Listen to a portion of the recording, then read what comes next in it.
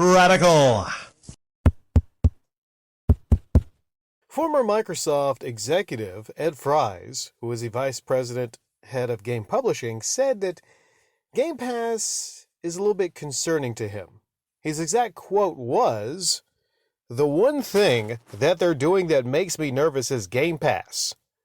He went on to compare the Xbox Game Pass to Spotify, saying that people just kind of don't buy songs anymore because of Spotify.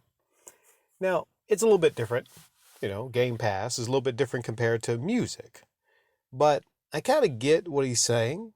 The thing is, Game Pass is incredibly popular, and it's very pro-consumer, right? It's very pro-consumer to have this giant subscription service to where you can just get on there and play all these different games.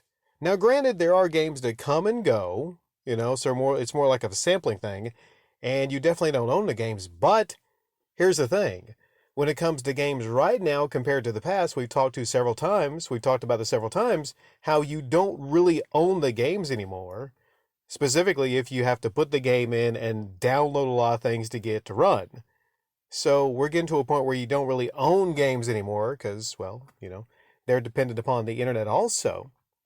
But do I find it concerning, just like Ed? Well, my thought is primarily, let's say, on the games that are going to be on Game Pass that rotate in and out, then there's no worry on those games. Because, if you like a game, you try it out, and you go to buy the game because you're like, well, it's probably going to be leaving Game Pass at some point. I think even Red Dead Redemption 2, correct me if I'm wrong here, was on Game Pass. Yeah, it was, I believe, but it's no longer on Game Pass. That wasn't going to be something that was going to stay on Game Pass. But when it comes to Microsoft's first-party games, with Halo, Gears, the Forzas, and all that good stuff, tell me, what would be the incentive of, going and purchasing Halo Infinite? If you get the same exact version on Game Pass, now I don't know if it's the same exact version. I'm really behind, by the way. I haven't even played Halo Infinite.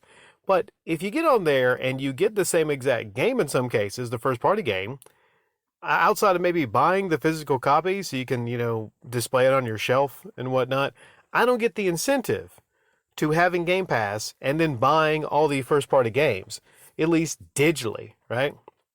Because you'd be kind of a maroon if you intend to stay on Game Pass Ultimate and you go out and you buy all the Halos, the Gears, and the Forzas.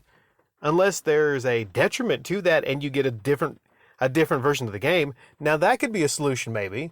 Maybe you get a different version of the game. Maybe on Game Pass you get like not full experience, or I don't know, And then that would screw over the people that are on Game Pass, and, the Game Pass subscribers wouldn't like that. But it's an interesting conversation. I get what Ed is saying.